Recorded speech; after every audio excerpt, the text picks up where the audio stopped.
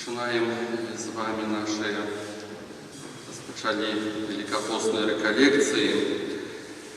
И первый день, над чым хочу разважать, это над самым початком деятельности Христа, початком Его проповедования, когда Христос каже: «Покайтесь, бо наблизилось Царство Божие». Подобный мотив гучить з вуснаў, як казаў Христос, одного з найбольшых пророков Старого Заповеду Яна Хрестителя, гучить той самый мотив: «Покайтесь, бо наближается Владарство Божие». И вот это слово «покаяние», на его особливо сегодня хочу звернуть увагу, найчастей як мы его разумеем. Для нас покаяние часто это значит назвать грех, альбо пойти до споведи, но это не покаяние.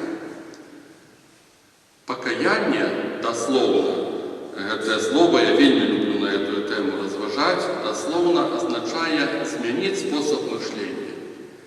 Грецкое слово метаноя, покаяние, мета означает над, ноя, думки. Значит подняться над нашими думками, коли дословно.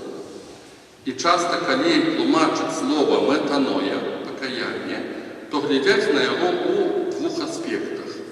Первый аспект – это изменить способ мышления, начать думать по-новому.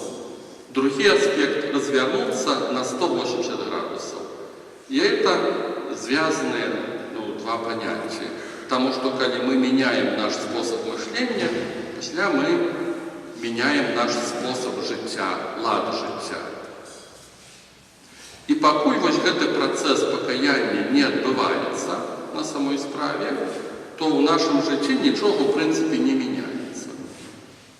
И то, что мы говорим, что треба идти до споведи, коли там нема покаяния, то нема никаких змен у житті. От того, что мы придем и черговый раз называем те самые грехи, але в нашей голове ничего не меняется, а значит мы не ствараем себе ніякі план змены, мы не ставим себе меты поменять нечто в нашем житті. И от этого, от наших споведей абсолютно ніякого толку великого нема. За того, что мы просто называем грех, а не усведомляем его, не ствараем планы для себе, как меняться, что за этим робить. Не задаем себе питание, как Бог думает. Да. И от того, что мы черговый раз скажем там наши грехи на споведи, толку з этого великого нема. І сапраўды часто, особливо в контексте нават надыходзячых святаў, это споведи, особливо людей, которые редко ходят в костел, но это нечто святотатское и смехотворное. Когда человека нема николи в храме Божьем, он не молится, Богу не поклоняется, шляхов Божьих не шукает. Тут приходит момент, когда надо раз на год посповедаться, ему это николи не надо было. И ничего не збирається за тим робити. Он просто раз на год прийде, бо так треба. И это святотатство на самой справе. Это ніяке не покаяние. Часом назирал такие картины, коли детей мы рихтуем до споведи. И этот детенок не один раз такое бачил, коли ось уже треба йти до сповіді, і вона ще поворачується, і у мами питається, така, що казати. Ну и мама тут же ему, вот такие грехи надо назвать. Этот детенок стоит, называет это грехи. Ну и возникает питание, так а кто тут кается? Это мама споведается, это детенок. А коли дитя еще не разумеет этого, так может тогда и не треба споведаться. Ну бо покаяння нема, ничего ж не поменяется от этого. Ну и ладно, там этих детей, это наши любимые, милые пупсики, можно ему все пробачить. А коли так кается дорослый человек, например, мужчина, которого мы, как правило, гоним в костел, бо надо раз на год посповедаться. Ну и что с того? Коли ничего в житті, он не будет абсолютно меняться. Я уже маю, як па магчымасці напрыканцы паста там чарговы раз на гэтую тэму прапаведаваць. І у гэтым сезоне вялікага паста у адной парафіі, дзе я таксама прапаведаваў пра пакаянне, у выніку я ўбачыў такую карціну, проста жалосную, по-другому цяжка сказаць.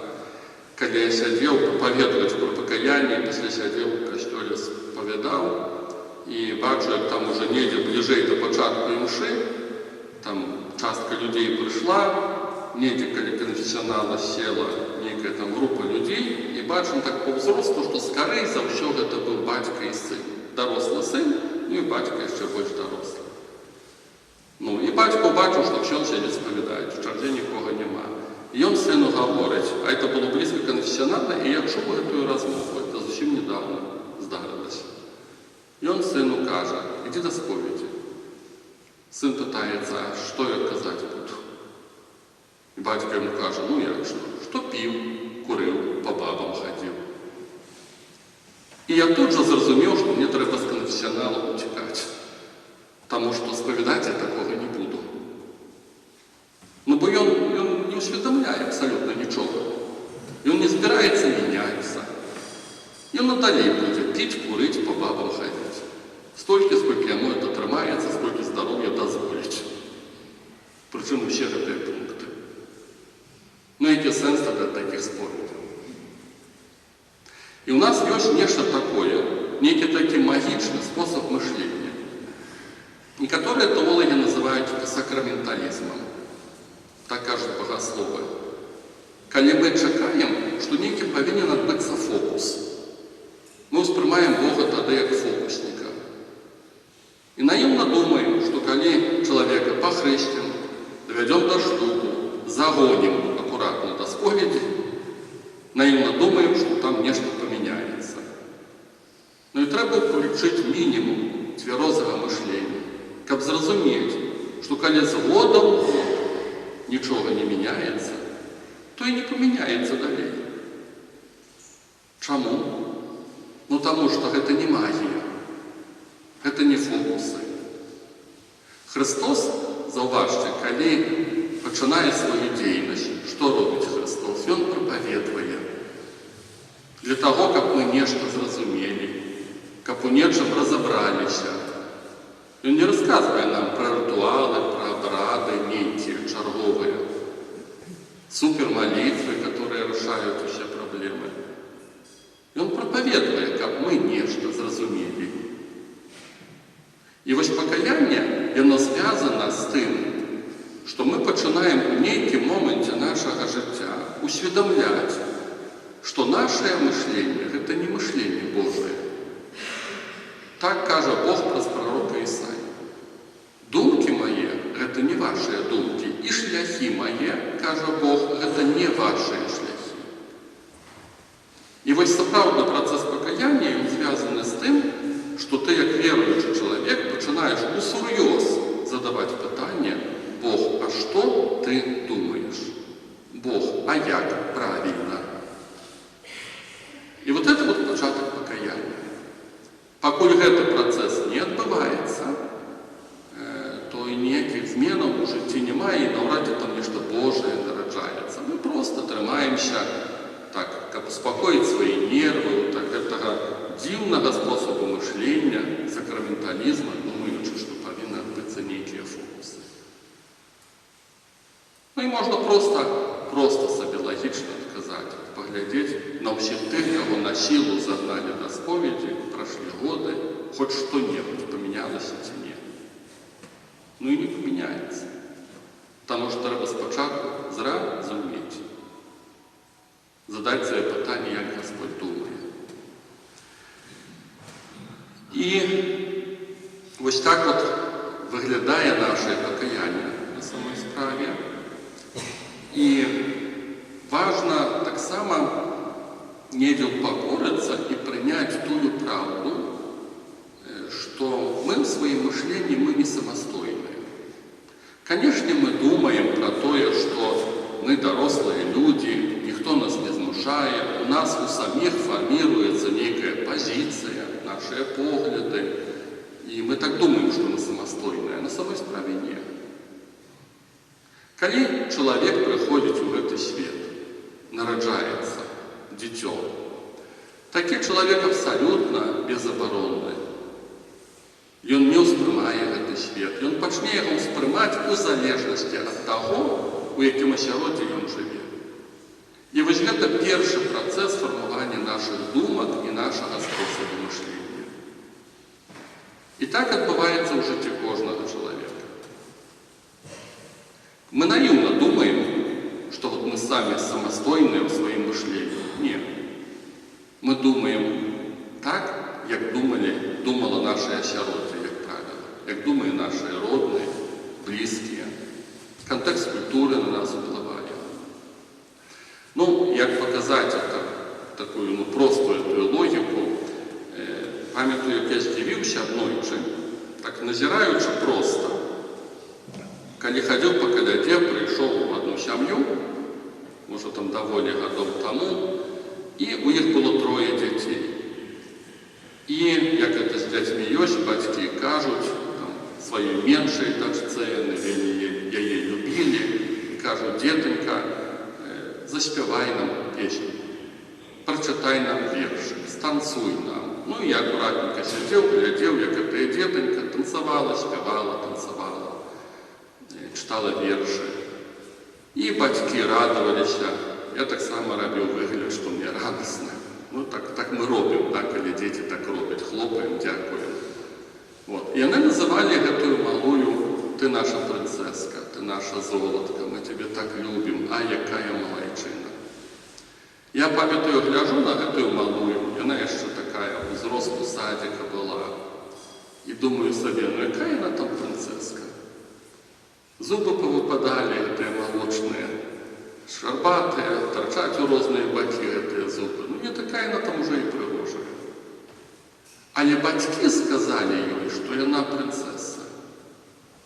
І гэтая малая абсалютна без комплексаў, яна танцуе, яна спявае, ёй не сорамна, таму што яна паверыла, што так ёсць. Пойдзе ў школу, яна пачуе іншыя варыянты. Падрасце, таксама іншыя варыянты пачуе. Але пакуль што ўспрыняцце свету у яе ад таго, якія бацькі, яны казаліся любячымі, слава Богу. І малая расце без комплексаў. І так фарміруецца наш спосаб мышлення. Яна сябе ўспрымае як прынцэса. І што з таго, што бяззубая на этом этапе жыцця? А ёсць другі варыянт, як фармуецца наш спосаб мышлення. Калі дзіцёнак такі прыходзіць да папы, бо трэба помач нейкая, а папа не можа даць этой помачы, бо ён бухі, бо ён п'яны. І як гэтаму дзіцёнку зразумець, што лепш у такія варыянты да папы не падыходзіць? Альбо, напрыклад, мама, которая скажа такой дачцэ: «Кому ты трэба? Хто тебе замуж возьмець? Тебе ж рукі не з таго места растуць». І такі дзіцёнак пасля расце з перакананнем, што это правда, што ніхто мяне замуж не возьмець, таму што я не прыгожая. Эта дзяўчына можа быць вельмі прыгожай, але яна верыць у тое, што яна не прыгожая, таму што ёй нехта закадзіраваў такі спосаб мышлення. Моя сяброўка, которая вельмі таленавітая ў кулінарыі, і многія людзі просяць яе, каб яна там нешта рабіла. Яна доўгі час чула ад сваёй мамы і ад сястры: «Ты да пліты, да кухні не падыходзь, бо ты ніколі нічога добрага тут не зробіш».